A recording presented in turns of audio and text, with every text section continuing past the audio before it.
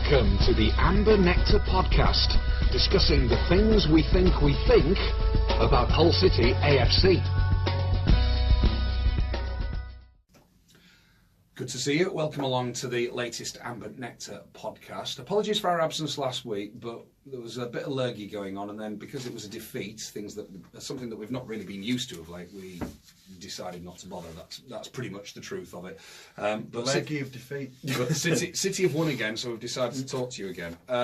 And a comfortable, almost comprehensive victory against Stoke City.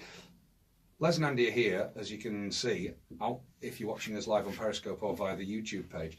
I want to ask you both, and obviously only one of you sort of drop in on this one to start with. Did you expect City to just go back to winning ways as straightforwardly as that after losing at Blackburn? Or was there an element of this is where the slippery slope continues? I didn't think we'd win on Saturday, partly because we were so off the pace at Blackburn, and it was hard not to have that defeat colouring my thoughts ahead of the Stoke game. And Stoke's an opponent we never seem to do well against, so I didn't have high hopes. I expected a response to the Blackburn game. I think my biggest surprise was how little we had to scrap to beat Stoke. You know, one thing you expect from Stoke is that they're going to give you a tough game, that they're going to be a bunch of hard bastards to play against, but they really weren't, were they? I thought it was a very low-quality first half where neither team really seemed that compelled to actually have a go. But Stoke surprisingly just offered nothing. And you look at their squad and the money that they spent on the players that have come in this transfer window, and you looked at the players on the bench, not counting Tom Ince, of course. But you saw on paper talent in that squad, but it just absolutely bore no relation to the performance they put in. They stunk a cat piss. What was that number 8? Was it Itobo or something like that? He generally looked like he'd never run before, let alone played football before. So that surprised me. But I like the fact that City thought, okay, then we've got a chance to put a team to the sword, and they duly did so. It is remarkable. I know we're talking more about Stoke than City at the moment. Obviously, we'll come on to the good stuff in a bit. But it is remarkable just how much Stoke have become an irrelevance so quickly. I mean, they got promoted in 2008 at the same time as us, and of course stayed in the Premier League all that time until last season. And there was always something about Stoke, sort of a badge of honour from their point of view that people didn't like from in the rest of football. You know, the Pulis ball and the Delap throw-ins and the cold Tuesday night in Stoke, sort of motif for any foreign player from the Southern Hemisphere who dares to come and play in an English winter. All of that, even up to Peter Crouch, who, lo and behold, gets sold last week as part of the Vokes deal. There was always something about Stoke to cling on to. And now it's not just that they're in the Championship again, but they're sinking in the Championship. They're not a good Championship side. It's almost like they've been clinging on for 2 or 3 years, and now that they've finally dropped through the Premier League trapdoor, they show no signs of coming back up through it. Not immediately, like some clubs might. And it's not as if they've ever been a badly run club. They're clearly not. But something's gone seriously awry with Stoke City, and it didn't necessarily culminate with what happened on Saturday. But Saturday felt quite typical of Stoke, the way they are at the moment. Well, they're not really a feature in the promotion race, are they? They're 9 points off the playoffs, and they looked like that kind of side, didn't they? They looked like a middling Championship side who looked like they had a performance in them, but sadly certainly won that game.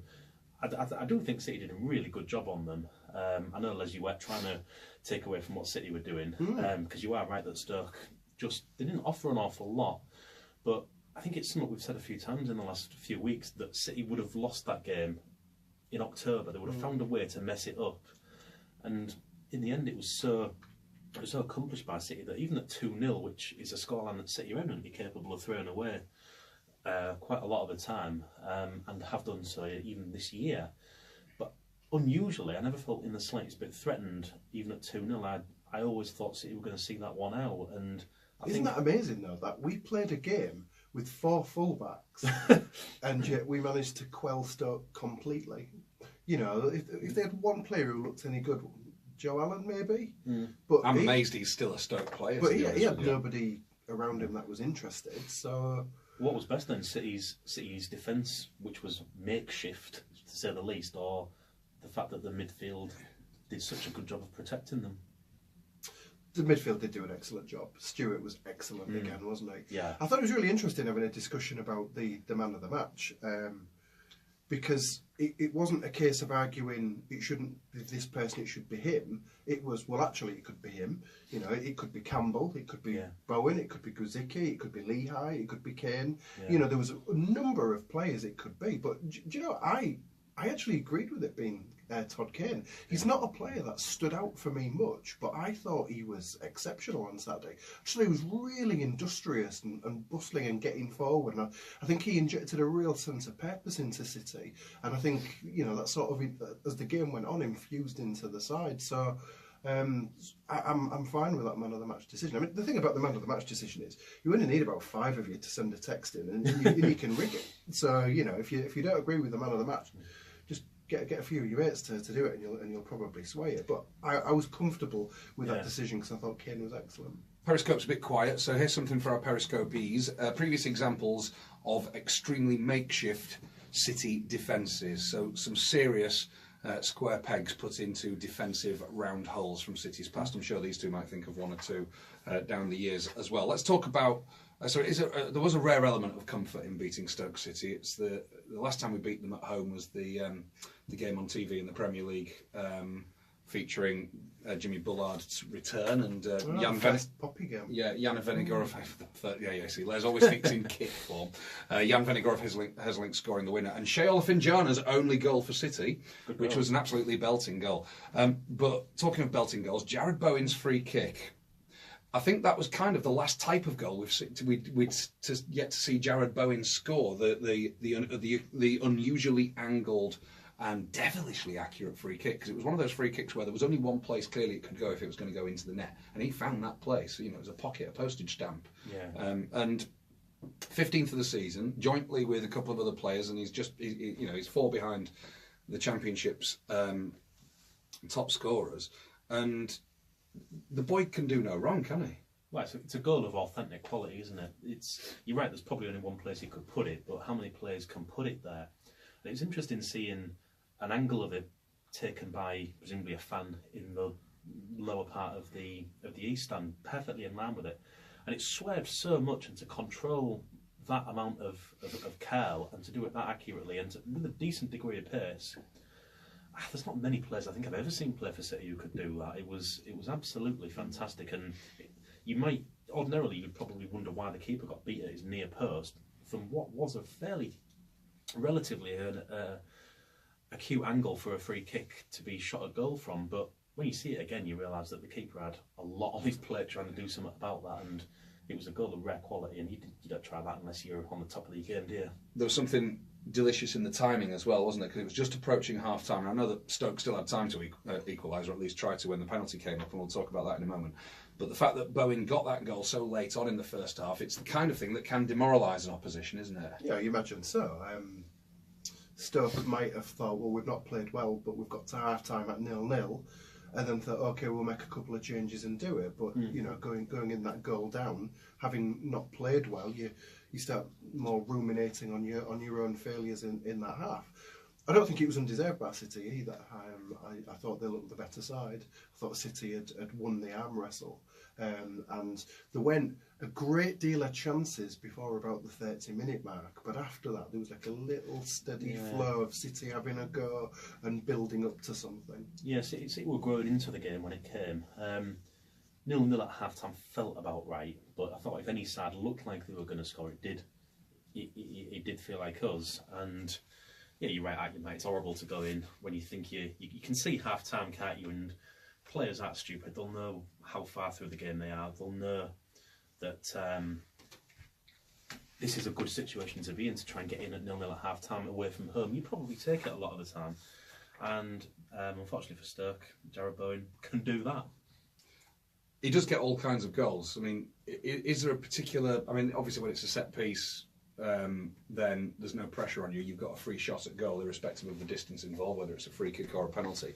But is there a particular type of striker or goal scorer you can pin Jared Bowen down to being more than anything else? Fox in the box or an opportunist? He scores a lot, doesn't he? He's scored loads of little 4-yard scruffy tap-ins this season. That's the hallmark of a really alert player who's got a good instinct for position. But then he also seems good when he's got time to think about what he's doing as well. He seems to be able to score a lot of different type of goals, and you can certainly see why he's being so effective, because there's not one particular area of his game you've got to look to restrict. There's quite a few different things he can do. I'll tell you what kind of a player he is, Matt. He's the Herefordshire Iron Robin.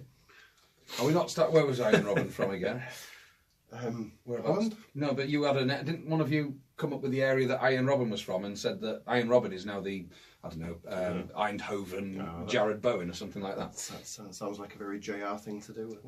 Who? He's watching us right now on Periscope. Oh, I don't know. I think he's in Germany watching the Bundesliga. Well, crap, 90s football's just come up on the thingy. So 4G. Indeed. So, the penalty. Correct decision? I didn't see it, and I haven't had a chance to watch a replay, so I don't know. Well, I have seen the replay. I've seen the replay, and it's inconclusive. That's it. But you can see why it was given. I can see why it was given. That's not the same as it being correct. No, absolutely. I agree with you there. But I can see why it was. Yeah. I think it was soft. Was there a vehement protest when the decision was given? Yeah, City players did look. It didn't look like one of those protests that you're doing for sure. They did look a bit ticked off by it. Yeah, it's true. They did. Yeah. Okay, and Marshall saved it with his legs. When you consider the season he's had, coupled with, by contrast, the bad periods he's had as a City goalkeeper in the past, that's the sort of luck that David Marshall's been waiting for. Because he didn't save it, the ball hit him. But even so, that's the sort of luck that David Marshall has probably merited over the last few months. Les isn't convinced. I'm wondering if it counted as a shot on target. I don't know. There's more to a goalkeeper than your initial dive, isn't there? And I think his initial dive was going to take him away from the ball, but I think he changed his position mid-dive so he could get his feet to it. So I'm a bit more charitable at the moment to not put that down to luck. That's very magnanimous of you, Les. Thank you, Matt. If it was a stroke of blind fortune, then I think you are right, Matt, that he deserves it, because he just didn't look the part, did he, at the start of his City career, and yet no one ever talks about the goalkeeping situation anymore, and that's in the same way that you especially talk as about the ref if he's good, you don't talk about your keeper if he's doing all right. Do you know what else I liked about Marshall on Saturday was his readiness to distribute quickly. I think he's always been okay at that, but it seemed really pronounced on Saturday. He was getting the ball and flinging it 30, 40, 50 yards quickly. And I think when you do that, it's a good show of intent from your team, isn't it? If even your keeper wants to launch an attack as quickly as possible, it's a good indication to the away team that they better be on their mettle. But I thought that was a good part of his game, and a bit enjoyed as well. Good proactive stuff, certainly. Makeshift defenders. David Livermore at Sheffield United. Didn't work well, that, did it? It didn't, no. We talked about that at some length last season. He was a good player, Livermore, as well. It was a rotten way for his City career to end. Tom Huddleston playing as a sweeper or a quarterback on a number of occasions under Steve Bruce. Wasn't exactly prone to tackling for a centre-back, was he, Tom Huddleston? One for the older consumer, if you like.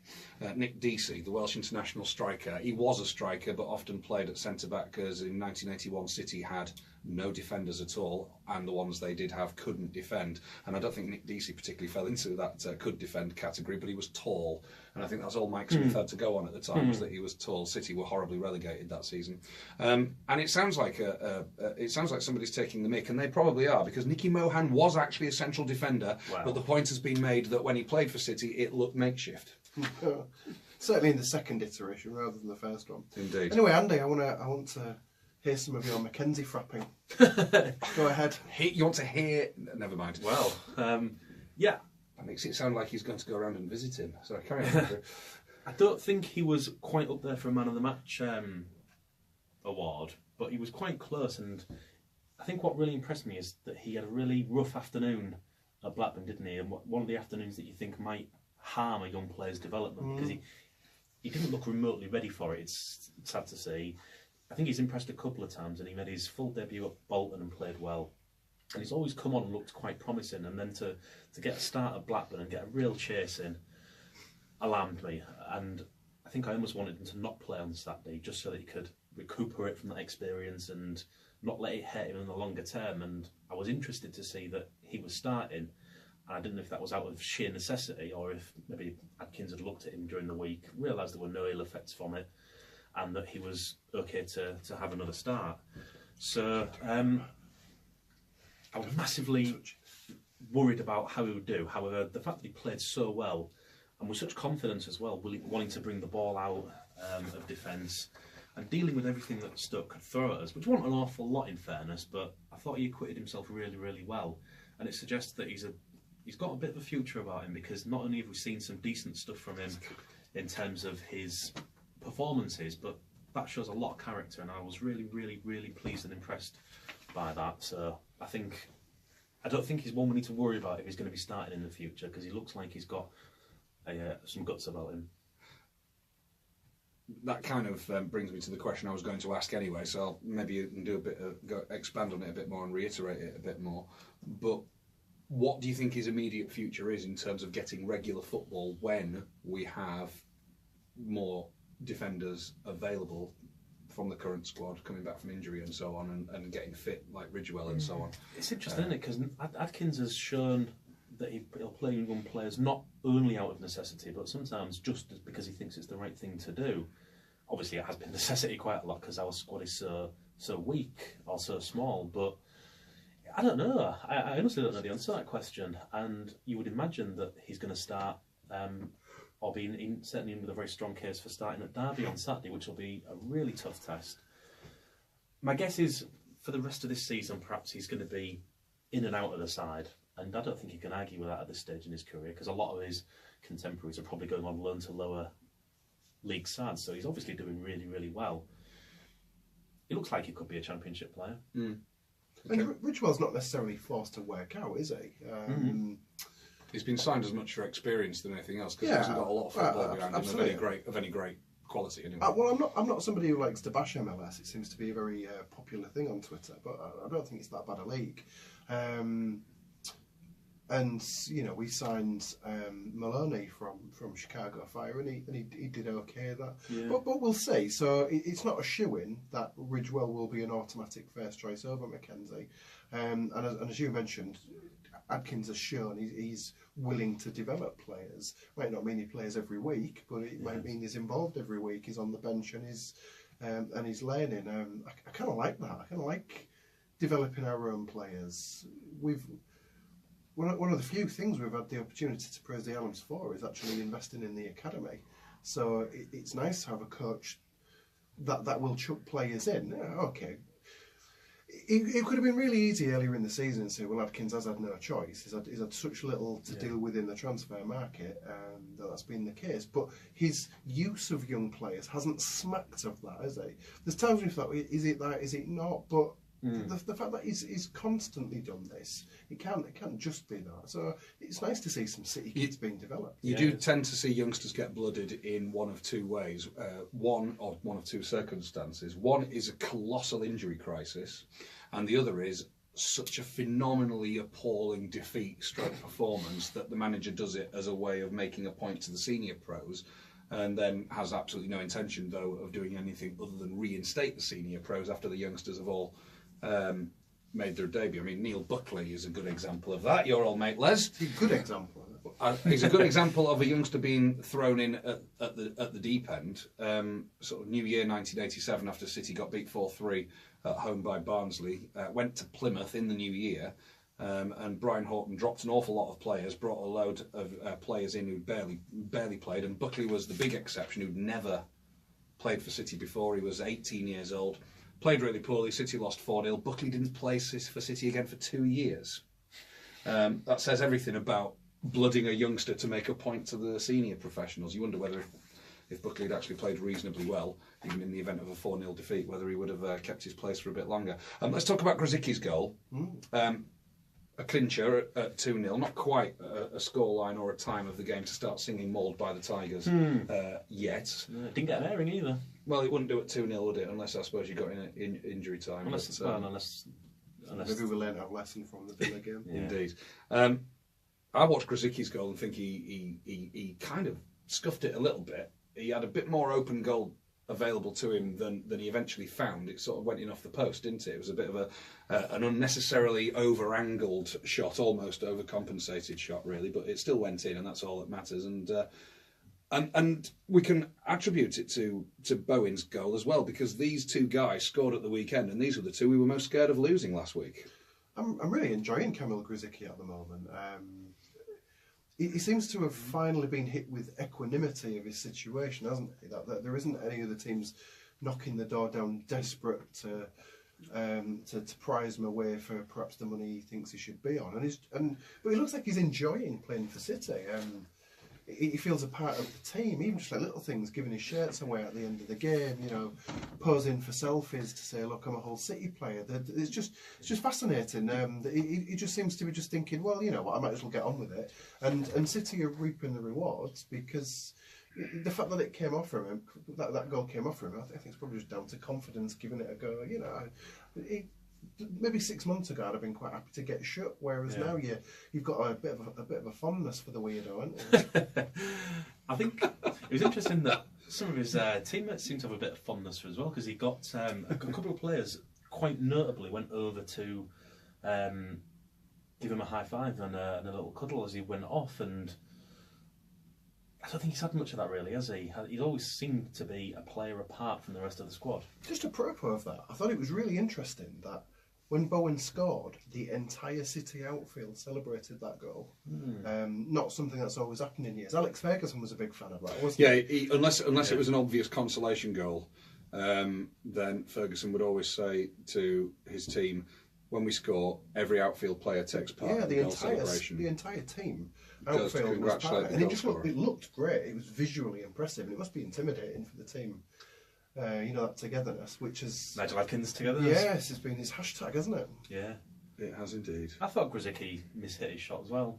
He did. He clearly mishit it. I think you give him credit because it still went in. He steered it right, even if he's not quite got the connection right. But it was a really nicely worked break, wasn't it? You could see it. It was one of those breaks that you can see how it could unfurl 3 or 4 seconds before it does. You can see Bowen has got to send it wide to Campbell. Grzycki makes exactly the right run. And then all he has to do is effectively pass it into the bottom corner, and you can see how it all might happen. But to actually then do it is good. It's great. It's good to see City taking them kind of chances. Do you think that when they were clapping him on the back as he went off to be substituted, they were saying, "Well done, weirdo"? Yes. Yes. Why do you think he's a weirdo? He's an odd player, isn't he? He's got an odd... I'm fascinated by your use of that particular word. He wears odd clothes. He wears jeans with zips and leather panels. He's scuffing around in the Championship and he releases an energy drink. There's an oddness to him, isn't there? But to the point where we've gotten so used to him, as Commander Data on The Next Generation would say, that were he to leave, we would miss his sensory inputs. I just think I've gotten so used to him, and I'm not even annoyed when he does something silly now. There was a few times on Saturday where he was turning around and really having a go at Kingsley. He was really properly. There was one time when Kingsley just wanted the ball for a throw in, and he just lobbed it up in the air like he was trying to make it difficult. But I'm at the point now. I'm like, whatever. Whatever. Let's sort of attribute this to the transfer window then, because Grzycki, there was a rumour about Middlesbrough in the last sort of 48 hours of the transfer window. You can't imagine Grzycki being a Tony Pulis sort of player. Unless Pulis has realised he's got to change tack. In order to get Middlesbrough, I mean, where are they in the table? Well, Middlesbrough, the fifth. They're going going to go again. They're really making heavy weather of it. And Bowen, of course, it was weird, wasn't it? Because there were lots of rumours about Bowen, but no one particular club. I mean, nobody bid for him, but even before bids come in, no one particular club was constantly being speculated next to Bowen's name. I mean, there was all this stuff about Spurs. I can't have seen that ever happening. Bowen going to Tottenham, certainly not yet. But it was strange, wasn't it? There was always, because Bowen's so high profile at the moment, not just within City but within the Championship. And because Premier League sides are now looking at the Championship more than perhaps they were before, then Bowen's name's going to be connected, even if there's absolutely no substance behind it at all. Well, it depends on his agent a lot, doesn't it? If he's got a hyperactive agent, He hasn't got one. even better. As far as I know, he hasn't got an agent. Then good. What I liked, both of those two players were obviously the two we were most likely to lose, and you'd imagine if they were angling for, if they wanted to leave, they would presumably react poorly in the first game after the transfer window closed by not leaving, and they were both superb. So that suggests they're all right with being here for the time being. For the time being, Bowen's clearly better than a 10th place championship club, isn't he? And if like this, so is Grzycki. But they seem okay at the moment because they played how they have been playing on Saturday. And aside from Bowen and Grzycki, Les, we have signed two players. Ridgewell's come in as a free agent, very experienced defender who spent most of his English football career in the West Midlands. He played for Villa, then he went across the city to Birmingham. I think he played for West Brom as well. But he has come from MLS, which, as you said, although you're not an MLS basher, we would all say that MLS is a different breed of football and certainly a different quality and a different level of fitness required. He's been brought in. I mean, he's a good defender. He's got proof of that. But at the same time, he's been brought in because there's that level of experience is required as well. Yeah. It's not a bad acquisition, is it? It's not one you can criticise really. And on the flip side of it, Pugh seems a fascinating signing, doesn't he? Bournemouth fans don't have a bad word to say him. In fact, when he left, they were sort of petitioning the club to have some kind of banner of him on the stand. So you know, it's not often, especially in the Twitter age, where as soon as a player leaves, there's like a mass pile on to call him Judas or whatever. But he seems to have left Bournemouth with a lot of fondness and like a sort of a tip of the hat and a cheerio, hope you do well. So that's interesting. So it's quite an exciting signing, and I'm fascinated to see how it pans out. Tip of the hat and a cheerio, that's redolent of a much gentler age, isn't it? Indeed, I like it. Is there, now that the transfer window is over... Slam shut, beg your pardon. Notwithstanding any free agents that we might still bring in, because it's the sort of thing that the Allens will suggest to Nigel Adkins that he'll do in order to not actually spend any money.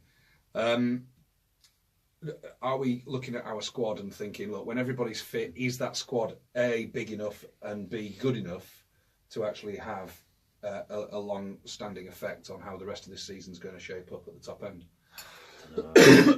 We've just had an extremely makeshift defence assembled, and it's a real high-wire act, that, isn't it? It's a sort of, I mean, it went awfully wrong at Blackburn, and you'd imagine it could go wrong a few more times, and it might only go wrong so few times that it doesn't matter, and we can sustain a little bit of a tilt at 6. But all our defenders who are out at the moment are due back. You know, none of them are out for the season. You know, at some point there's going to be a situation where you can pick a back four from Burke, from Device, from Lehigh, from Ridgewell, from Mazuch, from McDonald, and from Mackenzie as well. So there's 7, maybe 8. Shove in Kingsley at the left back, and you've got 8 defenders there that you can pick a back four from. At some point, they're all hopefully going to be fit again, aren't they? Together. You don't often have a situation where 8 out of your 8 defenders are fit. You're always not going when to one miss of a them's couple. Mazuch. Well, unfortunately, that's. What actually did you think went wrong at Blackburn? Because for me, it just looked like they wanted it a little bit more on the day. I think it's fair to say Blackburn were excellent. Yeah. They really, really were. They played so much quicker than City. It was a really, really soggy pitch. Sorry, not soggy. Really slick and fast pitch, and they were just so much sharper than City. It was.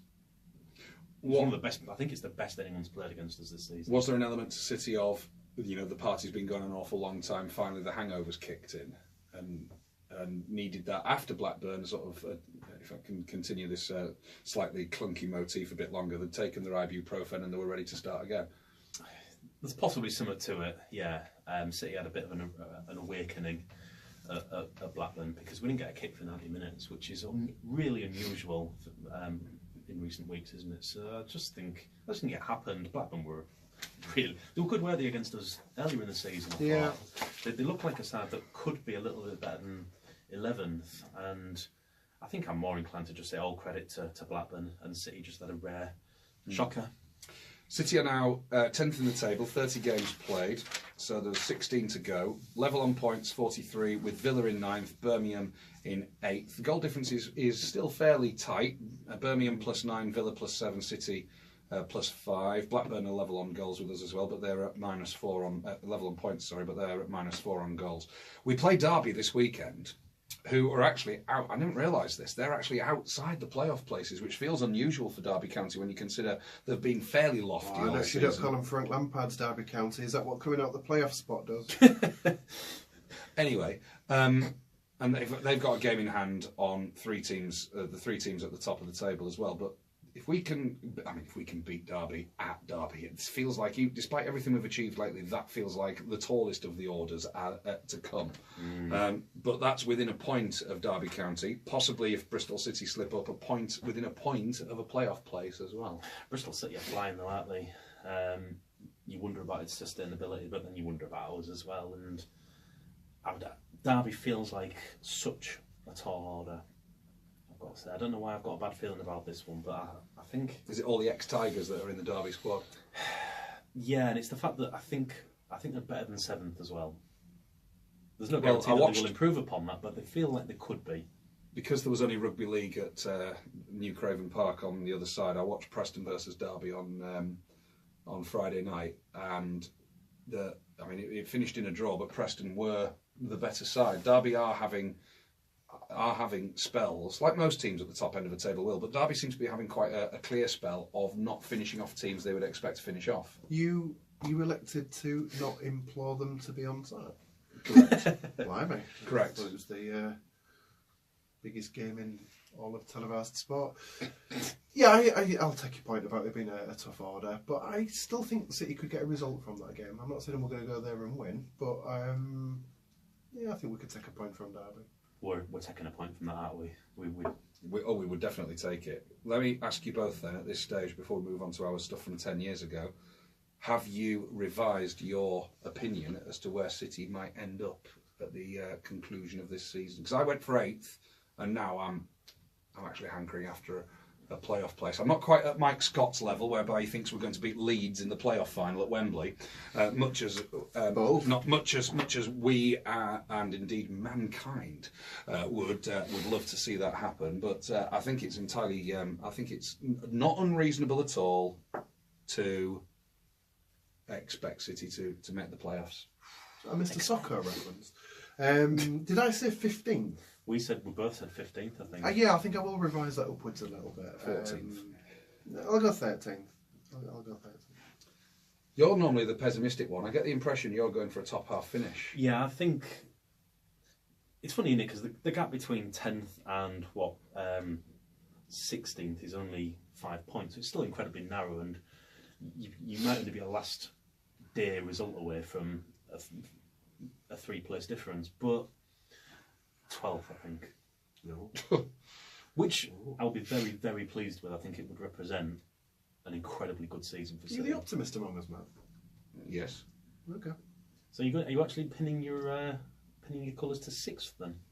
The top 6. The top 6. Oh, so you think the scope for improvement? It could even be higher than 6. So you think we might get the home leg second? To be honest with you, the playoffs thing, the City making the playoffs, as much as I'd love to see it happen, obviously, the very idea that we would play Leeds in the final of the playoffs is interesting, not just from the Hull City versus Leeds potential, but also meaning the fact that Leeds haven't got automatic promotion because they would be in the playoffs. And I still think that's entirely feasible as well. I still think there's an implosion waiting to happen there. Well, and that wouldn't be hilarious in the slightest. I think they could be mid-implosion now. They've struggled since we did them. Yeah, there's a walk-car breach in progress. Okay, let's go back a decade. So we're talking January and February 2009. City's first ever season in the Premier League, and it's all started to go wrong. Without necessarily, we're looking over our shoulder a little bit, but having had such an amazing first half of the season, the long run of games without a victory is now well underway. Obviously, we didn't know when this run was ever going to end. And at the conclusion of the 3 games we're going to look back on tonight, we were down in 12th, which still feels like a luxurious place to be when it's the Premier League. Indeed. But we were in shocking form. We started. We're doing sort of 2 weeks worth because there was no podcast last week. We should have talked about this one last week, which was the 2-0 defeat at West Ham on a Wednesday night. Now this was a ground tick for me. My first ever trip. I think all 3 of us. It was the first ever trip to Upton Park. I don't know whether you've been before. No, I've been. You'd been before, and I remember how low the roof was in the away end, and I was right at the back, and having to sort of stoop slightly. It was a roof that was a roof that wasn't really any much more than 6 foot in height, and I had to, being over 6 foot tall, had to stoop slightly. I remember how packed it was in the concourses beforehand. It was a very old-fashioned concourse where you really got sort of tightly packed in prior to going to find your seat. The game itself, it was eventful enough. I suppose it depends on what you think the line was from the game, as journalists would say. What was the main talking point? We have the debut of one James Richard Bullard, who just joined for an enormous amount of money, both in wages and in signing on fee, not to mention the money that we gave to Fulham for him, and was coming on for his debut as a second half substitute. I think that was a huge metaphor for our season at that point, wasn't it? I mean, City were really lacklustre that day, weren't they? They really didn't cause West Ham any problems whatsoever. What was Bullard on the pitch? Was it 33 minutes before he got knee knack? That just felt like the most inevitable thing ever, really. But yeah, it's not a game that we really troubled the hosts whatsoever. Just talking about the bowling ground, just briefly. What on earth did they? I know the area around the ground is insalubrious, but. Well, and one of Andy's favourite ever away pubs is West Ham, the old West Ham ground. Why would you give away a ground with proper character for that soulless washing up tub that they're playing now? What an awful decision that was. I do quite like I like the current ground, providing it's not being used for football. Right. It seems like a very nice athletics venue. if you've got particular wish to rank athletic stadiums in terms of niceness, but it's not a football ground, is it? It's never going to feel like one, I don't think. But Upton Park. The bowling ground, yes. Yeah, there was a little bit of an edge to it, wasn't there? Even for the there was Hull a City pleasing menace to it. Yeah, I quite liked it. I went in that. What's it? The pub on Green Street. I went in there before the match, so that all worked out splendidly. Yeah, I remember you going in there with Tony, and I thought I'll go and get something to eat instead. I think Jelly deal. Did you get your eyebrows to pie mash? I took that pub anyway, obviously, as you might expect. David Demicheli scored for West Ham just after the half hour. Matt Duke, and this is another talking point. Matt Duke was picked, and this was his first Premier League game, his first start of the season. I can't remember Bose Myhill doing anything particularly appalling. He didn't play in the cup tie the previous week against Millwall, but I can't recall him doing anything particularly appalling that meant that Phil Brown was considering changing his Premier League goalkeeper. I mean, all through the stage of a season, if you're a mid-table side desperately trying not to drop downwards, all points of the season are key. But this felt a particularly key point of the season, and it was. I suppose it depends on which side your bread's buttered, as whether you thought it was a brave or foolish decision to change the keeper at this point. It seems ridiculous looking back now, having Matt Duke in goal there, but I don't know. I don't remember being too upset about it at the time. I sort of accepted that Phil Brown every now and again decided to pick on Myhill. It was just something he did, didn't it? I think he. But we all had. I mean, we had Myhill. I mean, you got to remember, we had Myhill and Duke as a goalkeeping partnership for so many years. But Myhill was always the number one, and there was always felt unless you wanted to have this argument about Myhill's distribution, which I always thought was a bogus argument. There was always this acceptance that Myhill was the number one and Duke was the sturdy, reliable number two, and I can't recall Duke ever playing ahead of Myhill purely on a form basis before. He'd played when Myhill was injured, or did Myhill get sent off in a game at QPR as well? And Duke comes in for things like Myhill suspension and so on. But I can't remember, apart from things like cup ties and so on, I can't remember Duke ever playing ahead of Myhill purely because whoever the manager was, because both of them played for Taylor, both of them played for Parkinson as well as Brown. I can't, there was always this acceptance that Myhill was number one. I don't think that really changed either, though, with this inclusion of Matt Duke. Myhill always felt like the number one, who was just out the side for a bit. I didn't really get it then, but I don't think it wasn't at the heart of our issue, was it? I think we were by this point 7 weeks without a win, and getting further away from getting a win. But Duke made his impact because after Dean McKelly scored, they got a penalty. Sam Ricketts made I think on Carlton Cole. Mark Noble, for it was he, only a couple of years after a particularly uneventful loan spell with us, took the penalty for West Ham. And Duke didn't just save it, but I mean, it was a cracking, proper spring to his left to flick the ball that was going in the corner round the post. I can't remember whether he held it or not. I don't think he did. I think he flicked it round the post. But that was a belting penalty save. What's interesting for our Periscopees watching this, and anybody who's listening to the podcast in audio form afterwards, is that neither Les nor Andy can remember that. I don't. No. And yet it's my abiding it's one of my abiding memories of that game was Matt Duke saving a penalty in the first half. They did score early in the second half though, and you remember Duke sort of pawing the ball straight into Carlton Cole's path for I think the ball hit the inside of the post and left Duke a bit stranded after he touched it, and then it went across the goal and Cole basically put it into an empty net. It wasn't that he like put the ball onto his foot. It was a difficult save to make.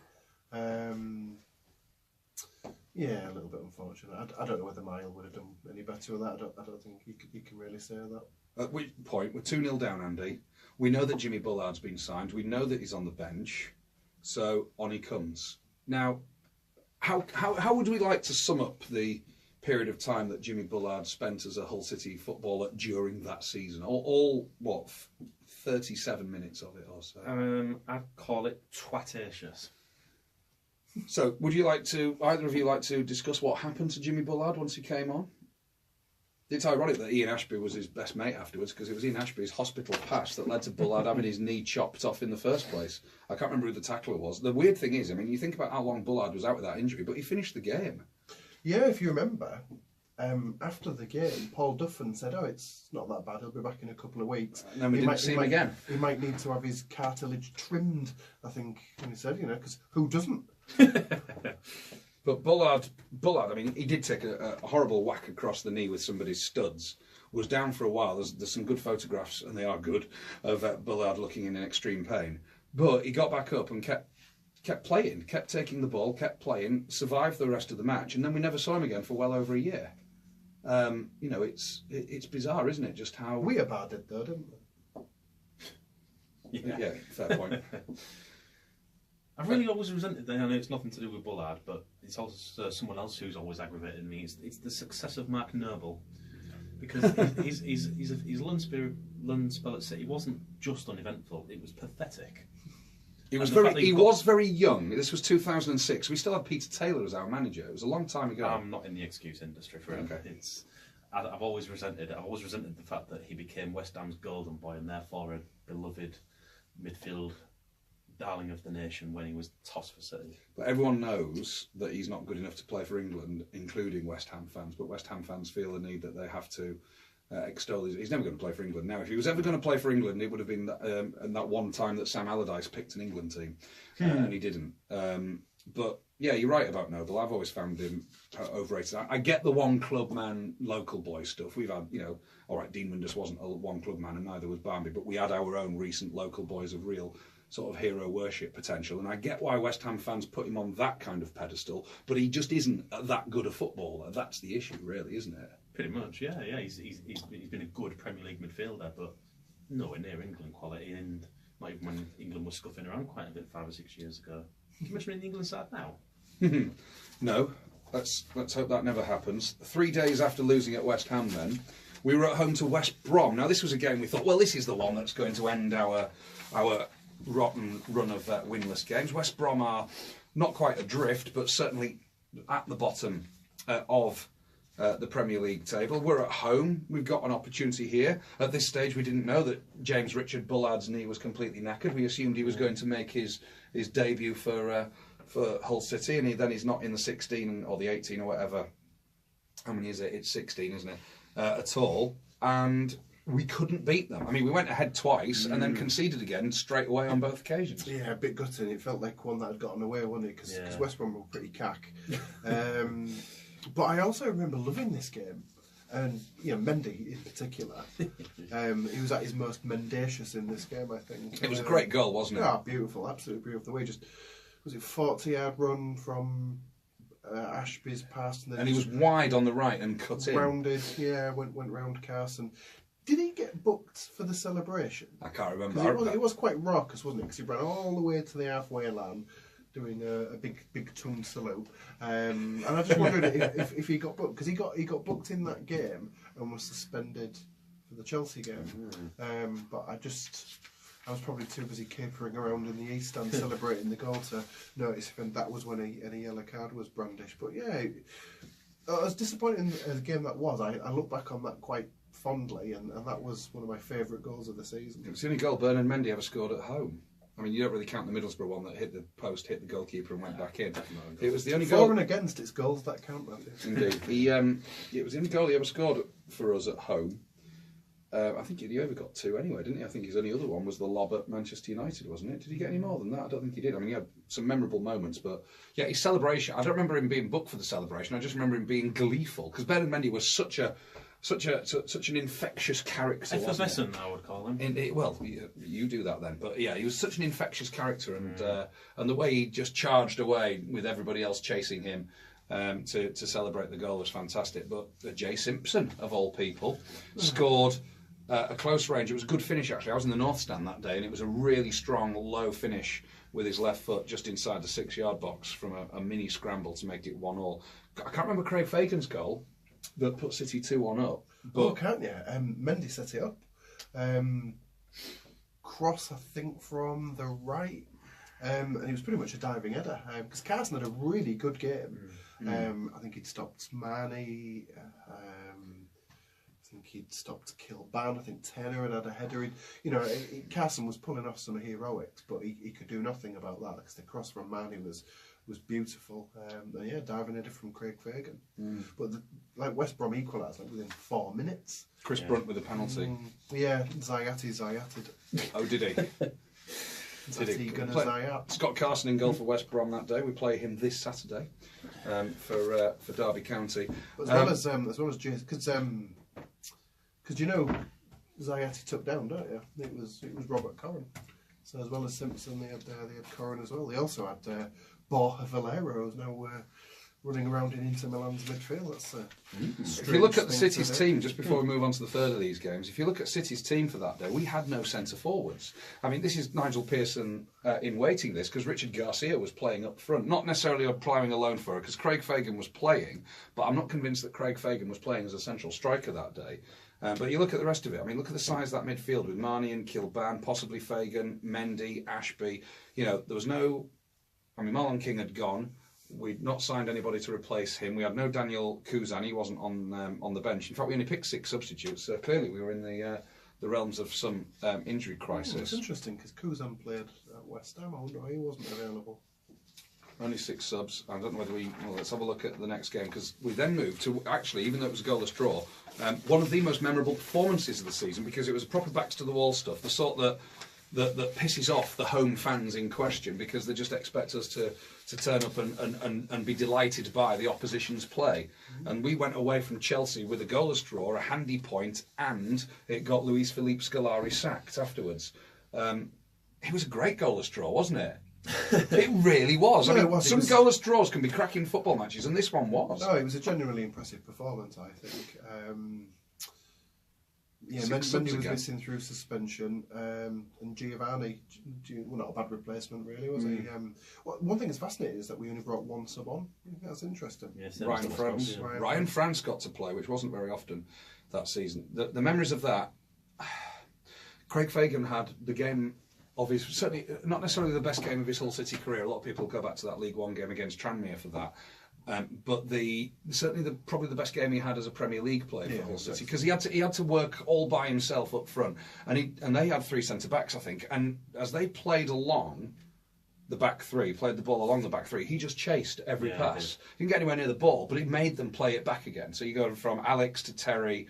To whoever the third one was, I can't remember, probably Mikel or Basingwa or somebody like that. But they're playing along the back 3 or the back 4 or indeed the back 5 when the fullbacks drop back.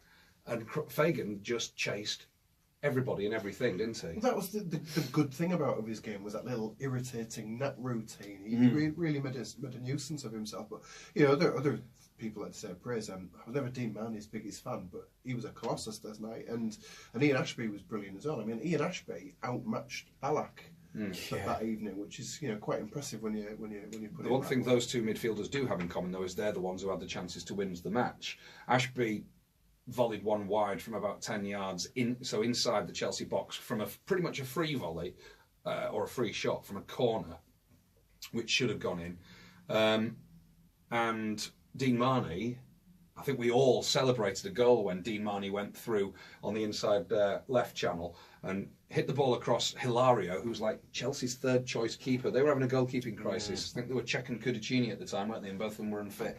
And Hilario was in goal. And he hit the ball across Hilario, and the ball was hit strongly enough, but at the same time slowly enough for us all to have time to issue the first two letters in the word yes before having to put our hands on our head and sit down again because the ball trundled a yard or two wide. And when you watch the angle that Match of the Day had it on, it actually was quite a long way wide, but it just did not look that at all from behind the goal. I thought it was in. It was quite late in the game as well. I was just thinking that it was late enough in the game, wasn't it, that you would think we'd have had a really good chance of holding on to that.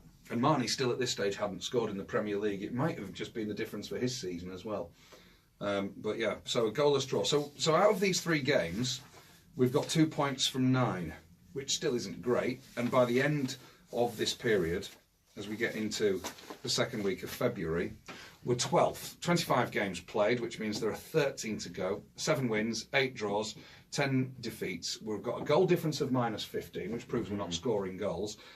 We haven't won since the beginning of December. And although we're still in the FA Cup, there's not really an awful lot to look forward to. And Manucho was playing for us.